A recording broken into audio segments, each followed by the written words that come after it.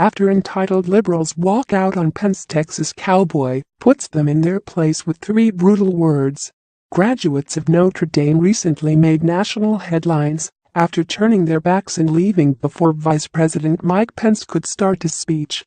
Unfortunately for the entitled brats who couldn't maintain their composure for just a few minutes, a Texas cowboy just put them in their place, and all it took were 3 extremely brutal words.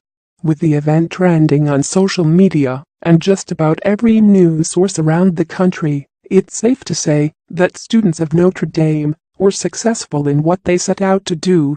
As seen in video footage documenting the entire ordeal, dozens of students left in public protest as Pence took the stage. Unfortunately for the misguided graduates, things haven't exactly turned out the way they wanted, as all the attention wasn't positive by any means. In fact, it wasn't long before people all across America were calling them everything from disrespectful to entitled brats, and not too many people disagree. However, the worst of the backlash was delivered by a badass Texas cowboy, and the snotty students were in for a rude awakening. As it turns out, popular social media personality Chad Prather had a few brutal words for the childish punks, and he didn't pull any punches. Employers, go find the video of the college grads at Notre Dame walking out on the vice president's commencement speech, he said before dishing out 3 brutal words, followed by sound advice. Remember their faces, and don't make the mistake of hiring them. Of course, he wasn't done there.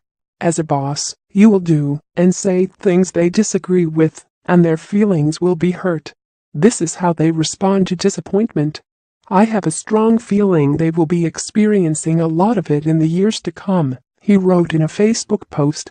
Authority requires respect if it is to be an effective tool in civilized society. Pointing out exactly that, Chad went on to say that this is nothing more than the product of a generation that wasn't properly disciplined, that is, if they were disciplined at all.